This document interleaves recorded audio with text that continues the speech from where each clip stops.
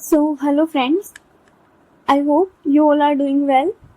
आपकी प्रिपरेशन अच्छी चल रही होगी। Coming to the today's lecture, that is current affairs of 28th of August. So here we are with approximate 15 slides. Again, don't worry about the number of slides. We will be covering the news with respect to the pre and mains. For example, how we can use our current affair part in mains answer writing. Also, we will be covering those news with more efforts, जहाँ से question आ सकते हैं pre में. So let's have a quick start with our first news. So our first news is about unified pension scheme. Wait a minute.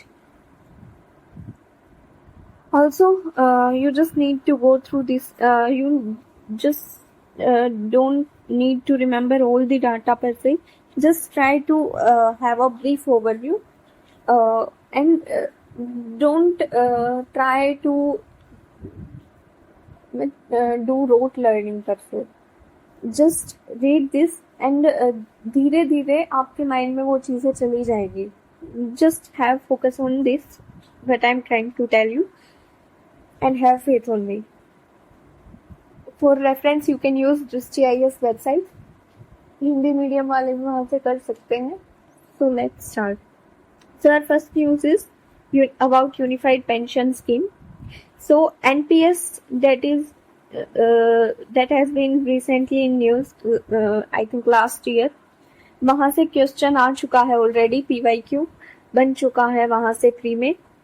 तो हमारे लिए unified pension scheme भी important हो जाता है. इससे NPS से भी पहले हमारे पास थी एक ओल्ड पेंशन स्कीम. तो हमें क्या करना है, हमें इन तीनों के बीच में डिफरेंस करना है. तो बेसिकली अभी सेंट्रल गवर्नमेंट एम्प्लॉयज़ के लिए गवर्नमेंट लेकर आई है यूनिफाइड पेंशन स्कीम. हालांकि स्टेट्स भी इसे इम्प्रूव कर सकते हैं for central government employees. Wait a minute.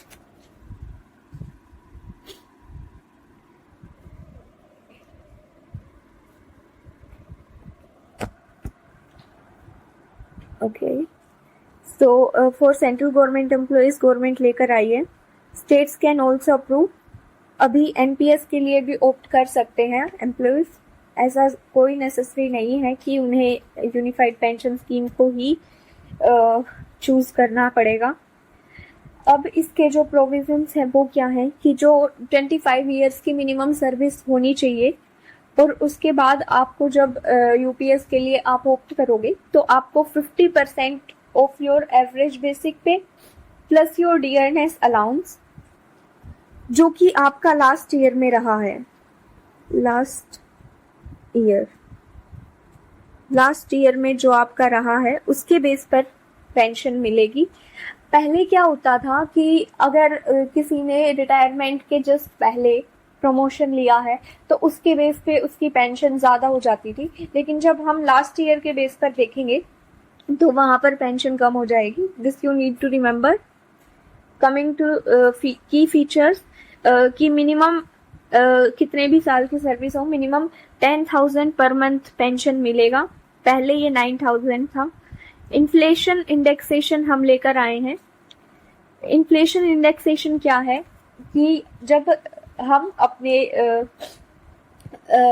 हमारी जो पेंशन है वो जब इन्फ्लेशन आएगा, यानी जब महंगाई आएगी, तो उसके अकॉर्डिंग उसके ऊपर हमें कुछ ना कुछ इंटरेस्ट मिल जाएगा. तो डेट इज इन्फ्लेशन इंडेक्सेशन. वो बेस्ड होगा किसके ऊपर? That is CPI industrial worker के ऊपर वो बेस होगा. Coming to the next part, that is employee भी कंट्रीब्यूट करेंगे यूनिफाइड पेंशन स्कीम में. OPS में हम कंट्रीब्यूट नहीं करवा रहे थे एम्प्लॉयज से. NPS में 10% कंट्रीब्यूट कर रहे थे एम्प्लॉयज उनकी बेसिक सैलरी से. OPS में टैक्स बेनिफिट्स नहीं थे क्योंकि एम्प्लॉय कंट्रीब्यूट नहीं कर रहे थे. UPS में tax benefits will be there. Lump sum amount की अगर हम बात करें जो हम रिटायरमेंट के बाद ले लेते हैं, ओपीएस में वो 40% ऑफ पेंशन था, यूपीएस में 1/10 होगा मंथली एमोल्यूमेंट्स का. So here is this table, you can refer for differences. This will be having you a quick review. OPS में एम्प्लॉय कॉन्ट्रीब्यूशन नहीं है, टैक्स बेनिफिट्स नहीं है, लमसम पेमेंट 40% ऑफ पेंशन था. एनपीएस में 10% बेसिक सैलरी है, tax benefits हैं, lump sum payment नहीं है. This you need to check. Wait a minute.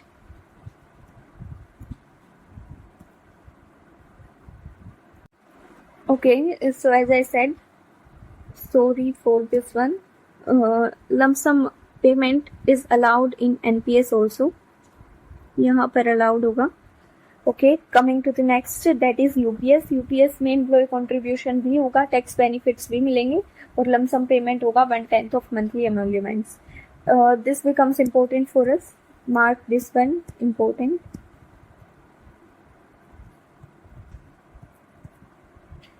क्योंकि क्वेश्चन ऑलरेडी आ चुका है, PYQ आ चुका है एनपीएस पे. Okay, coming to the next news, that is about nuclear powered trains. So basically this was in news because Indian Railways is planning to have nuclear powered trains. So nuclear powered trains basically क्या करेंगी कि nuclear reaction का use करेंगी, nuclear reaction का use करेंगी जिससे high pressure steam produce होगी. उससे 2 टरबाइन्स घूमेंगे स्टीम से. एक टरबाइन जो कि हेल्प करेगा इलेक्ट्रिफिकेशन में, जैसे जो ट्रेन्स में लाइट्स वगैरह वर्क करती हैं, फैंस वगैरह वर्क करते हैं, उसमें the second turbine will be helpful for the movement of the train. So this you need to not need to remember. You just need to remember कि हाँ ये न्यूक्लियर पावर ट्रेन्स हैं, nuclear reaction से जो steam produce होगी उससे ये चलेंगी. But we will be using as a fuel, this will be thorium. Thorium का हम यूज करेंगे क्योंकि वहां पर रेडिएशन रिस्क कम हो जाता है. This will be helpful to achieve our net zero goal of carbon emission by 2030. This all you need to remember here, nothing else. Coming to the needs, why railway needs to shift its energy resources की shift करने की क्या जरूरत है. So basically railway is our largest electricity consumer. और जैसे कि हमें पता है कि resources are limited. रिसोर्सेज हमारे पास लिमिटेड हैं, so it becomes necessary to find alternate sources. So need for alternative sources is there. Railway is largest electricity consumer. Revenue surplus generate करने के लिए भी हमें अल्टरनेटिव सोर्सेज की ज़रूरत है, क्योंकि अगर इलेक्ट्रिसिटी से इलेक्ट्रिसिटी का जो बिल है वो ज़्यादा आ रहा है तो वहाँ पर आपको अच्छा खासा इन्वेस्ट करना पड़ेगा, तो आपके पास सरप्लस जनरेट नहीं हो पाएगा. Coming to the environmental impact, sustainable solutions की तरफ शिफ्ट करने के लिए और एनवायरमेंट में पोल्यूशन कम करने के लिए भी इसका शिफ्ट करना नेसेसरी हो जाता है. सो बेसिकली ये 1 2 3 नहीं, ये 1 2 3 4 5 6 अलग अलग पॉइंट्स हैं.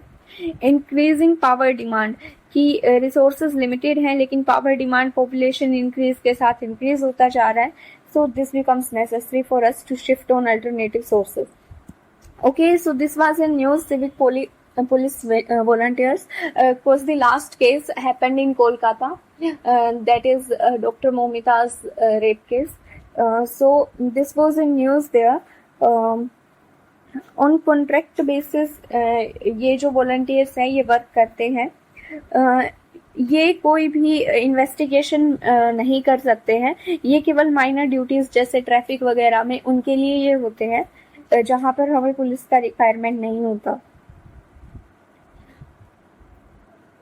Okay, coming to the next, that is Slim Japan's moon mission. So you just need to do some news only for your information कि अगर वहाँ से कोई स्टेटमेंट आ जाती है या फिर for example civic police volunteers है, you can use this in your mains answer writing evaluation कि इनके जो हालांकि हम इसे यूज कर सकते हैं, लेकिन इसके भी खुद के चैलेंजेस हैं.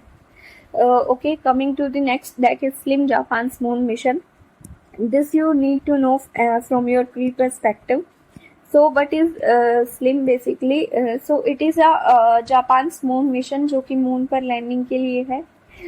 It is known for its precision landing on moon. क्योंकि ये बिल्कुल प्रिसाइजली लैंड किया है मून पर, तो इसे हम मून स्नाइपर भी बोलते हैं. Okay, for your reference let me write this one, landed precisely. Okay, then it is a mission of Japan, as you got from the name itself. Coming to the next one, that is legal right to disconnect. So basically what Australia has done recently, reformed its labor laws and bring right to disconnect. That is कि जब हम working hours में नहीं हैं तो without any strong reasonable without any strong reason there is a right to disconnect from our work.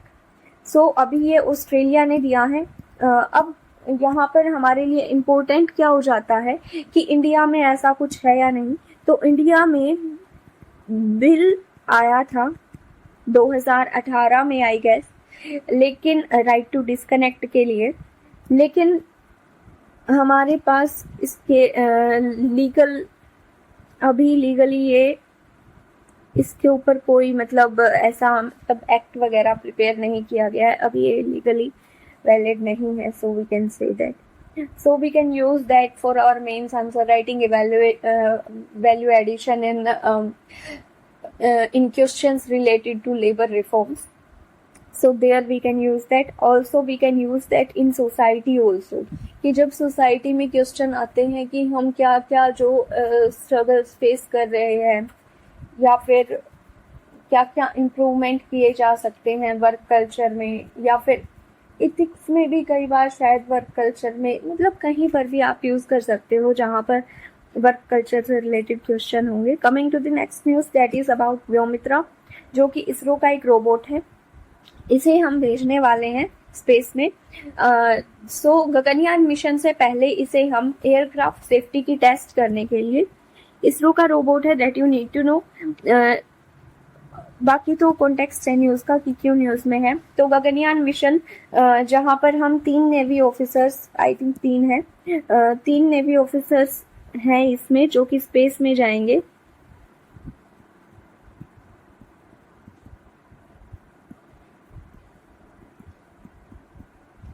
So it will B Gaganyaan mission, आप detail में cover करोगे आगे कहीं ना कहीं न्यूज में जब वो जाएंगे स्पेस पे. So basically for today you need to know is Vyommitra is a ISRO robot, और इसे एयरक्राफ्ट सेफ्टी को टेस्ट करने के लिए हम स्पेस में भेज रहे हैं. Coming to the next one, that is Vivad se Vishwas scheme. So this is about, you just need to know कि ये स्कीम किस लिए है. So this scheme is basically for ending pending tax disputes between government and taxpayers. Nothing else you need to know. ये बस जैसा कि हमें नाम से पता लग रहा है विवाद से विश्वास, तो विवाद जब एंड हो जाएगा तो विश्वास आ जाएगा. So it will be help us to create mutual trust between our government and taxpayers. So and pending tax disputes between government and taxpayers. So this is all from this one. Coming to the next one, there are 3-4 more slides we need to cover.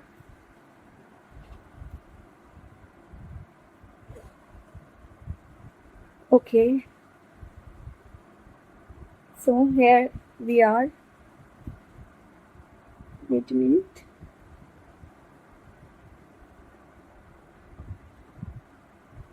Okay, fine.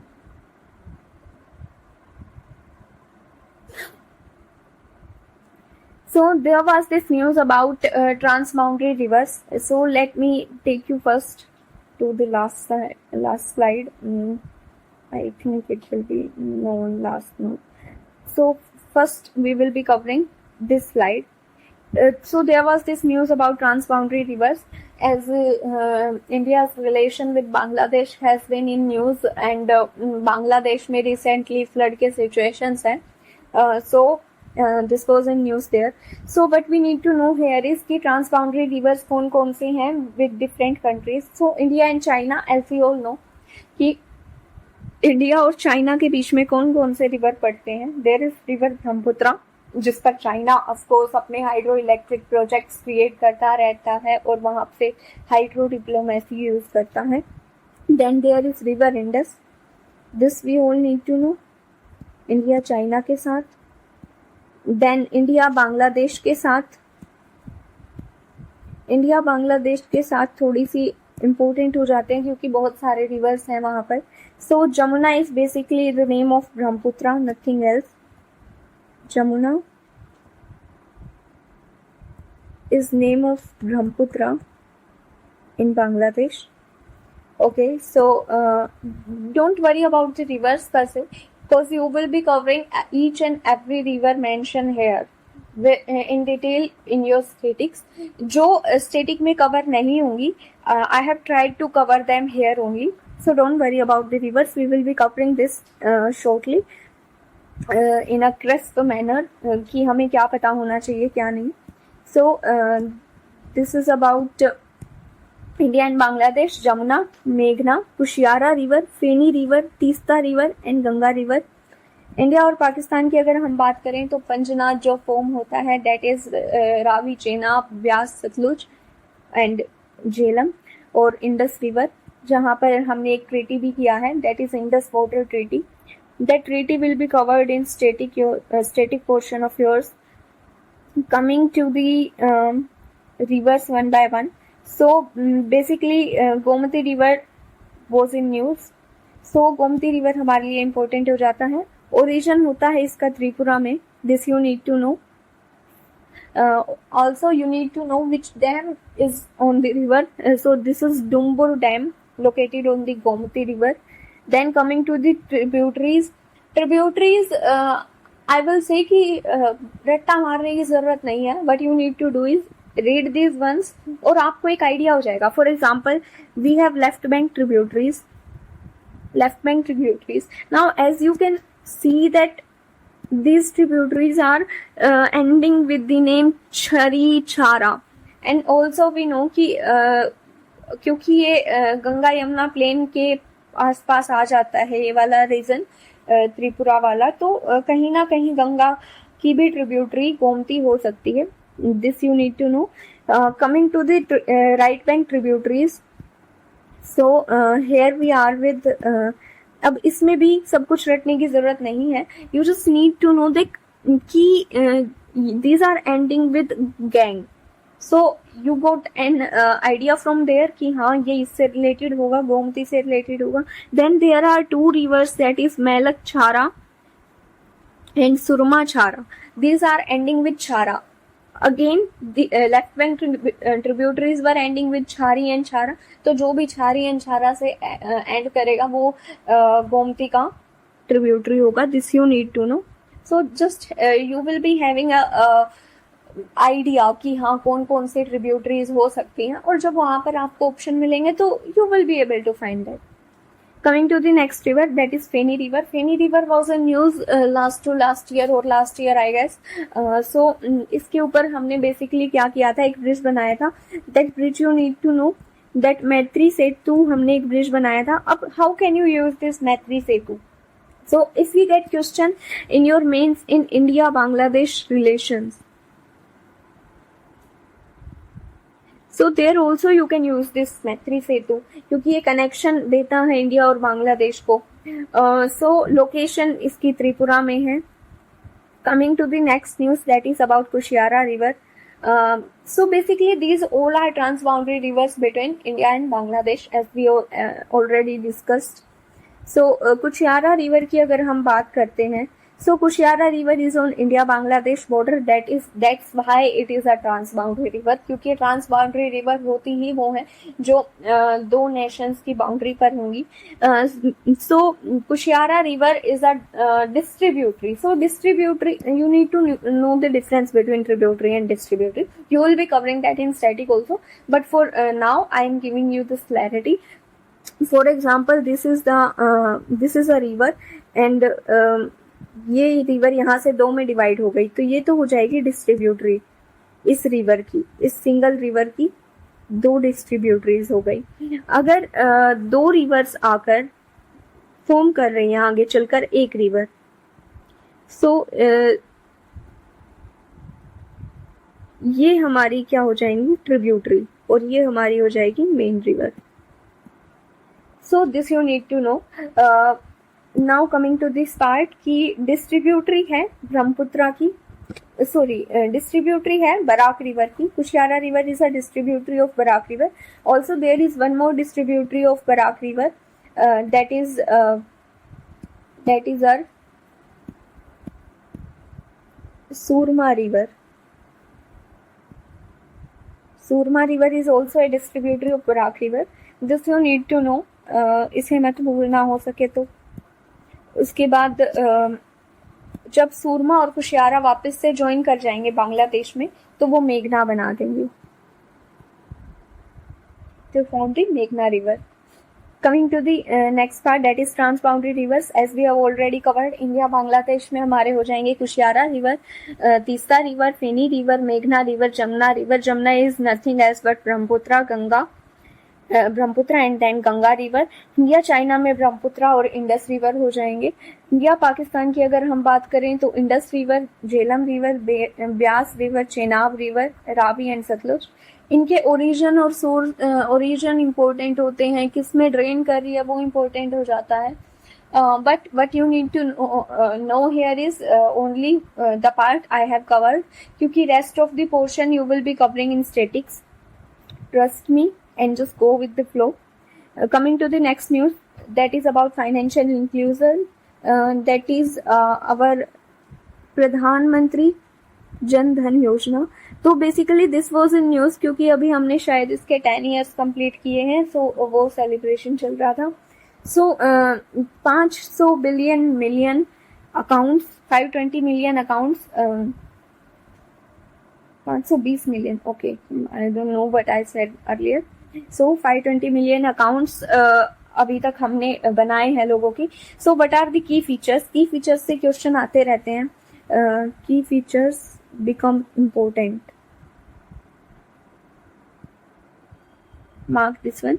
So key features हमारे पास क्या हैं, ये important हो जाता है. So key features are zero balance account हम खोल सकते हैं, यानी जरूरी नहीं है कि आपके पास अकाउंट में बैलेंस होना ही चाहिए. किसी के पास बिल्कुल पैसे नहीं है वो भी जाके अपना अकाउंट खुला सकता है. फ्री रुपए डेबिट कार्ड इसमें दिया जाता है. इसके अलावा एक्सीडेंट इंश्योरेंस दिया जाएगा 1 लाख का. सर्टेन कंडीशंस ये 2 लाख तक भी जा सकता है. ओवरड्राफ्ट फैसिलिटी दी गई है अप टू 10 के. अब इसके अगर हम लूप होल्स की बात करेंगे आगे चलकर, तो लूप होल्स भी यहीं से जनरेट होते हैं कि स्कीम का कोई प्रोविजन लाया, अच्छे के लिए गया था, but then we get to know later कि ये तो लूप होल क्रिएट हो गया है. For example this overdraft facility, this will be creating NPS. NPS that is non profit assets. For example किसी ने लोन दिया, बैंक ने किसी को लोन दिया, अब उसके पास अब वो उसे रिटर्न नहीं कर पा रहा, तो लास्ट में क्या होगा, लोन को वेव कर देना पड़ेगा. तो वहां से जो एनपीएस क्रिएट होते हैं कि बैंक ने ऐसे लोन्स दिए जहां से उसे प्रॉफिट नहीं मिल रहा, that is non profit asset for bank. So there is this app also you need to know, Jan Dhan Darshak app. So this is about this is an app to locate banking touch points. Touch points पर से you can say कि ATM होते हैं, उन्हें locate करने के लिए, तो जो बैंक related हमारे पास facilities हैं उन्हें locate करने के लिए ये app है. This you all need to know here. Coming to the next news, that is unified lending interface. So what is unified lending interface? So having quick knowledge of this. So this is a digital platform by RBI. This you need to know. कि RBI का ये digital platform है। तो होगा क्या यहाँ पर कि जो हमारे फार्मर्स हैं और एमएसएमईज हैं उनको लोन दिया जाएगा। उनकी लोन लेने की जो प्रोसेस है उसे इजी बनाने के लिए, ताकि पेपर वर्क कम से कम हो, क्योंकि फार्मर्स को एलिजिबिलिटी से रिलेटेड एजुकेशन उतना नहीं होता है। तो वहाँ पर मिनिमम पेपर वर्क करने के लिए और फ्रिक्शनलेस पेपर वर्क मिनिमम होगा तो फ्रिक्शनलेस अपने आप हो जाएगा क्रेडिट करने का प्रोसेस। सो लैंडिंग के लिए है फार्मर्स और एमएसएमईज की, उन्हें लोन्स देने के लिए है। This you all need to know here about this platform. So I hope you guys are having some clarity. Feni river you know all know कि कहाँ पर है, त्रिपुरा में है। इंडिया बांग्लादेश बॉर्डर को कनेक्ट करती है। मैत्री सेतु इंडिया बांग्लादेश बॉर्डर पर ये है, ट्रांस बाउंड्री रिवर है। और Maitri Setu that is a bridge which has been made on this. There is Gomti river जिस पर डुम्बुर डैम है, त्रिपुरा में ये है। लेफ्ट बैंक ट्रिब्यूटरीज छारी, छारा और गंगा है। और राइट बैंक ट्रिब्यूटरीज की बात करें तो जो गैंग से एंडोंगी और छारा जिनके लास्ट में आता है, मेलक छारा, सुरमा छारा, कंची गंग, पित्रा गंग, सैनगंग, these are all right bank tributaries. Nothing else you need to know here. Coming to our question bank. So let me take you once to our question bank. So here we are with 4 questions. So our first question is, so don't worry about the number of questions कि 4 question जरूर हैं, लेकिन आपका already बिल्कुल current affair में अच्छे से cover हो गया है। So if you will be doing your current affairs. Okay, so what you can do is, अगर आपको करंट अफेयर बहुत लेंथी लग रहा है, just go through this video once and prepare your notes पर से, क्योंकि जब आप नोट्स बनाओगे तो that will be hardly for 1 page, कि वो 1 पेज से ज्यादा में कवर नहीं होंगे। ट्रस्ट में, अगर आप ज्यादा बड़ा नहीं लिखते हो तो आपके 1 पेज या 2 पेज से ज्यादा के करंट अफेयर नहीं है। और सोचो, in the end of the week if you are getting only 7 pages, how confident you will be in those 7 pages. Just have a faith in me. Okay, so our first question is that is about PM Jan Dhan योजना, कि ये financial inclusion में कैसे help कर रही है। Financial inclusion में कैसे हेल्प कर रही है और लास्ट 10 ईयर में इसने कैसे हेल्प किया है। This is the question. So basically we are doing what we are doing here is preparing a framework of the question. Answer writing, as I always said, कि it is not necessary for you to do answer writing for all the questions you are getting here and there. What you need to do is go for the PYQs for sure. These we need to cover क्योंकि GS2 and GS3 especially becomes important for us from the current affair point of view, क्योंकि वहाँ पर questions आते हैं directly from current affairs. But still you don't need to just go into this. You just need to have a quick framework कि हाँ, मैं ये question अगर आ जाता है तो मैं उसे खाली ना छोड़ूं। So इंट्रो में हम क्या मेंशन कर सकते हैं, फीस की प्रोग्रेस क्या रही है, कि हमने 520 मिलियन अकाउंट्स क्रिएट कर लिए हैं और फाइनेंशियल इंक्लूजन हो रहा है, जिसका ये प्रोग्राम है, जिसमें हम सेविंग, डिपॉजिट और रेमिटेंसेस और क्रेडिट लाइंस देते हैं फार्मर्स को, क्रेडिट्स देते हैं फार्मर्स को, और इंश्योरेंस भी देते हैं। तो अलग अलग ये वो हैं मेथड्स हैं जिसके थ्रू हम फाइनेंशियल इंक्लूजन का ट्राई कर रहे हैं। उसके बाद अगर हम बॉडी की बात करें,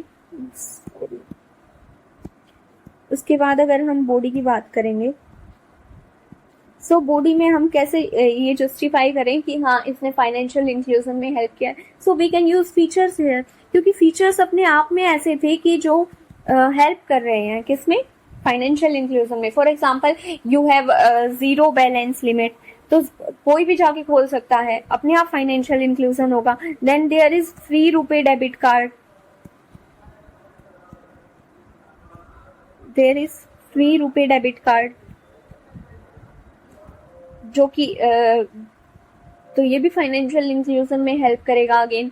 इसके अलावा जो फीचर्स थे कि ओवरड्राफ्ट फैसिलिटी है, वहां से भी फाइनेंशियल इंक्लूजन होगा। So these features are in itself contributing to the financial inclusion of farmers and MSMEs and all that. So you can mention it here only. Wait a minute. Coming to the next one, that is conclusion part. Conclusion में आप क्या mention कर सकते हो कि अगर कि financial inclusion का स्कोप क्या है या फिर स्कीम का स्कोप क्या है, तो क्या होगा कि जो हमारा वो चलता है जन आधार मोबाइल, सो होगा क्या कि ये together with Aadhaar and mobile it will B propelling the financial inclusion, और जिससे क्या होगा, so what you can mention here is कि जो फाइनेंशियल इंक्लूजन होगा वो अल्टीमेटली हमें हेल्प करेगा किसमें, पॉवर्टी को रिड्यूस करने में, इसके अलावा इंक्लूसिव ग्रोथ में, इंक्लूसिव ग्रोथ इसके अलावा इनइक्वालिटीज को डिक्रीज करने में, जो कि हमारा डीपीएसपी भी बोलता है कि हमें इनइक्वालिटी को रिड्यूस करना है, इक्वल अपॉर्चुनिटी लेकर आना है। तो ये सारे you need to know here. Okay, so coming to our next question, that is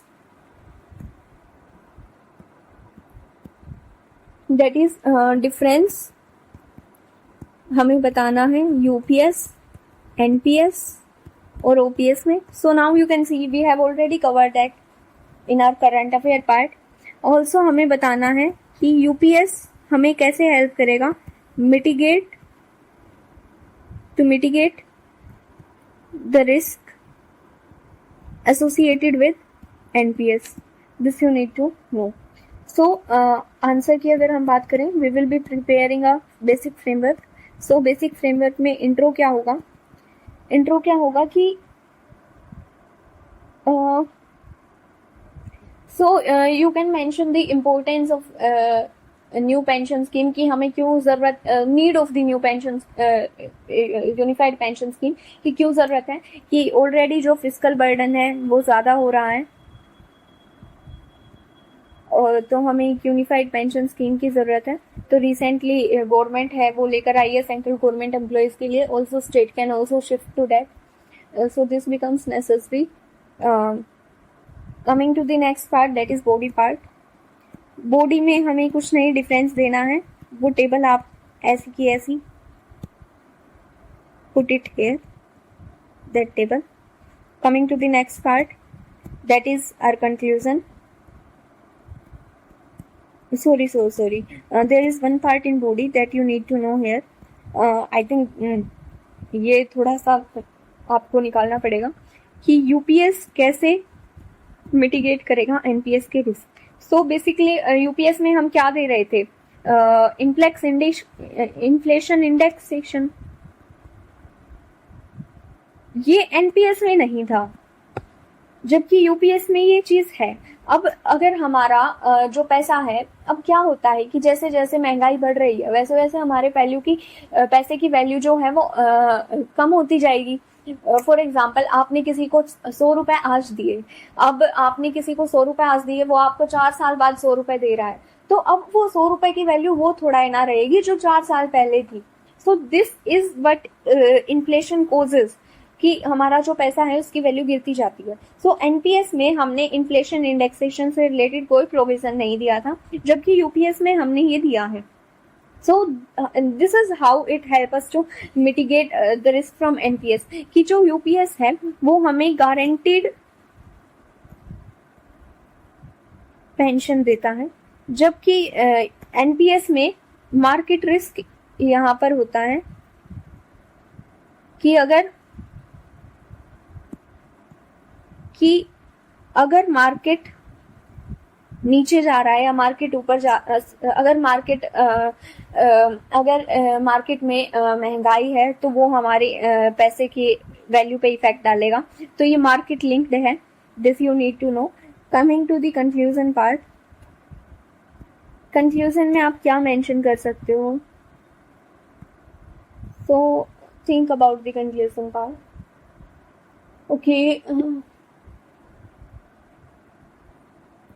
कि कंक्लूजन में हम मेंशन कर सकते हैं कि यूपीएस के अपने बहुत स्कोप्स हैं ऑल्सो, कि अभी हमारे पास चॉइस है कि आप यूपीएस या एनपीएस में से किस पे चूज करते हो, लेकिन स्टिल यूपीएस के जो स्कोप्स हैं वो हैं कि ये फिजिकल बर्डन को रिड्यूस करने में हेल्प करेगा गवर्नमेंट की। Also it will be so long term में ये हमारे इकोनॉमिक ग्रोथ में हेल्पफुल होगा। This you all need to know here. Coming to the next question, that is about transboundary rivers.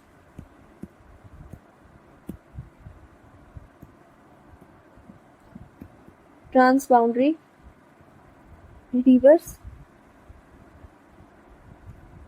of India कि major transboundary reverse कौन से हैं India के, इसके अलावा इनके चैलेंजेस और इनकी opportunities. So first we all need to know कि इंट्रो में क्या जाएगा। इंट्रो में आप कुछ नहीं सिंपली दे सकते हो कि ट्रांसबाउंड्री रिवर्स हैं क्या, उनकी इम्पोर्टेंस क्या हो जाती है। तो transboundary rivers as we all know कि वो रिवर्स हैं जो दो कंट्रीज के बॉर्डर पर शेयर कर रहे हैं। कि उनका इम्पोर्टेंस क्या हो जाता है। So don't mention this importance, just give the definition of transboundary rivers and give some examples हमें बहुत सारे पता है। इंडिया चाइना में ब्रह्मपुत्र इंडस है, पाकिस्तान में हमारे पास इंडस, झेलम, चेनाब, रावी, व्यास, सतलुज है। इंडिया बांग्लादेश में हमारे पास कुशियारा, फेनी, तीस्ता, जमुना, ब्रह्मपुत्र है। This you all need to know. Coming to the body part, body हमारा चैलेंजेस और अपॉर्चुनिटीज से बनेगा। चैलेंजेस की अगर हम बात करेंगे तो हमारे पास क्या हो जाता है कि वाटर शेयरिंग को लेकर डाइस्प्यूट्स होते हैं। एग्जाम्पल आप दे सकते हो यहाँ पर कि हमने इंडस वाटर ट्रीटी किया है to avoid the dispute on Indus water. ये ही चीजें हैं जो हमारे क्वेश्चन को वैल्यू देंगी यहाँ पर, क्योंकि सब मेंशन करेंगे कि क्या क्या इश्यूज हो सकते हैं, क्योंकि वो एक कॉमन थिंकिंग वर्क करती है कि अगर कोई दो कंट्रीज है, वहां पर एक रिवर है, तो उनको क्या क्या रिलेटेड इश्यूज आ सकते हैं। इसके अलावा हमें इश्यूज क्या हो सकते हैं, इसके अलावा हमें इश्यूज हो सकते हैं कि इलीगल माइग्रेशन हो सकता है रिवर्स के थ्रू, क्योंकि वो रिवर कनेक्टिंग लिंक बन जाते हैं, तो वहां से इलीगल माइग्रेशन हो सकता है। इसके अलावा अगर ड्रग ट्रैफिकिंग के केसेस भी हो सकते हैं, ड्रग स्मगलिंग या ट्रैफिकिंग के केसेस हो सकते हैं। टेररिस्ट एक्टिविटीज भी बढ़ सकती है हमारे नॉर्थ ईस्ट रीजन में, अगर नॉर्थ ईस्ट की रिवर्स हैं तो। चाइना या फिर वो जो क्या बोलते हैं उसे, इंसर्जेंसी को भी इंक्रीज कर सकते हैं। सो ये सारी चीजें आपको पता लगेंगी जब आप मल्टी डायमेंशनली सोचने के लिए एफर्ट्स लगाओगे कि जो नॉर्थ ईस्ट स्टेट्स की अगर बात करें हम, वहां पर इंसर्जेंसी इंक्रीज होने के चांसेस हो जाते हैं। इसके अलावा कई बार हमारे लिए इश्यू हो जाता है कि अगर कोई कंट्री है और वो वहां पर हाइड्रो इलेक्ट्रिक प्रोजेक्ट लेकर आ रहा है, जैसे चाइना जब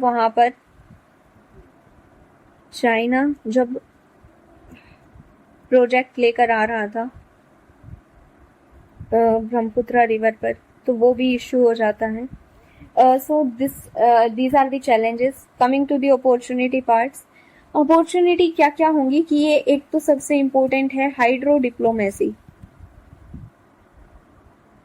कि जब हम किसी रिवर पर डैम बनाते हैं तो वहां पर हमारे लिए वो एक इम्पोर्टेंट एरिया हो जाता है जहां पर हम किसी कंट्री के साथ नेगोशिएट कर सकते हैं किसी भी टॉपिक पर।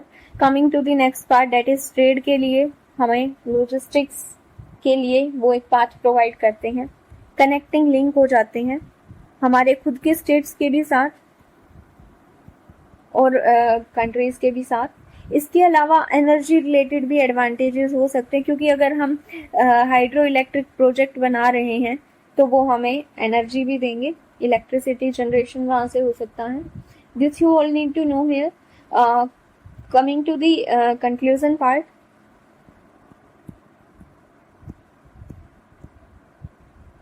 कंक्लूजन में हम क्या डाल सकते हैं कि दो देयर आर चैलेंजेस, कि उन्हें मेंटेन करना वो अपने आप में एक चैलेंज हो जाता है. वो टेंशन्स क्रिएट करते हैं कि टेंशन्स लाइज देयर, टेंशन्स हैं. स्टिल ये हमारी फॉरेन पॉलिसी जैसे कि एक्ट ईस्ट पॉलिसी उसके लिए इम्पोर्टेंट हो जाता है, फॉरेन पॉलिसी के लिए इम्पोर्टेंट हो जाता है. इसके अलावा ये हमें हेल्प करेगा विकसित भारत 2047, विकसित भारत टिल 2047 को अचीव करने में.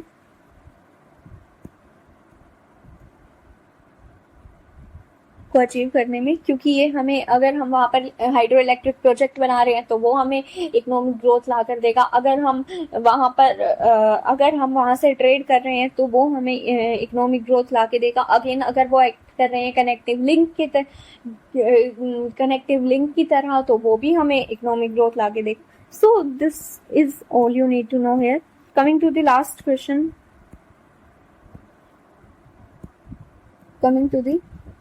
Last question, that is question number 4. So this question is basically about need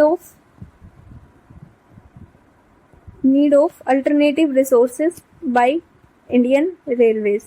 कि इंडियन रेलवेज को क्या जरूरत है अल्टरनेटिव रिसोर्सेज पर शिफ्ट करने की, और ये कैसे हेल्प करेगा हमें नेट जीरो या फिर इंडियन रेलवेज हैं वो कैसे नेट जीरो अचीव करने वाले हैं बाय 2030 तक. तो होगा क्या, इंट्रो में हम क्या डाल सकते हैं.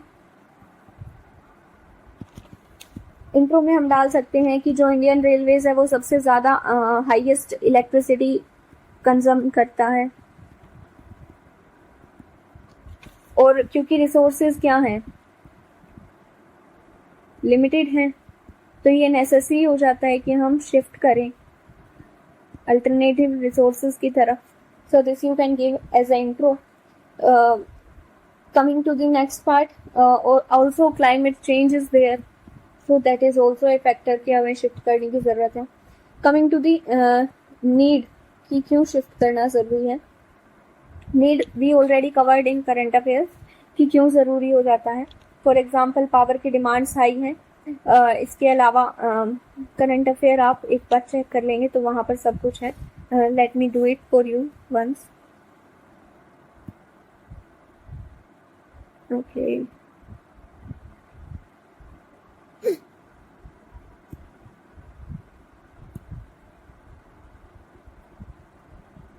ओके, सो नीड क्या क्या है कि लार्जेस्ट इलेक्ट्रिसिटी कंज्यूमर है. इसके अलावा need for alternative resources, revenue surplus अगर हमें जनरेट करना है तो भी हमें ज़रूरत है कि हम शिफ्ट कर जाएं. तो ये सारे रीजंस आप दे सकते हो वहाँ पर. Coming to the next part.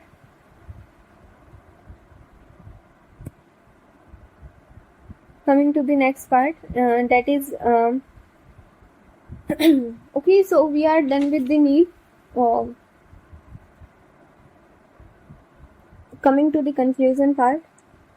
Conclusion में हम क्या दे सकते हैं कि एज वी ऑल नो कि क्लाइमेट चेंज हो रहा है, तो it becomes necessary for us to use the sustainable options for our energy needs. तो ये हमारे लिए नेसेसरी हो जाता है कि हम सस्टेनेबल रिसोर्सेज का यूज करें अपनी एनर्जी नीड्स को पूरा करने के लिए, ताकि वो लॉन्ग टर्म में benefit there. So this we all need to do here. So we are done with our today's current affair lecture. Maybe it's a little bit long, but trust me, there is nothing here that you cannot understand. I have tried to explain everything in a very simple way, as simple as I could. So trust me, have faith on me. And just go with the flow. That's all what I need to say here. So we are done with today's lecture.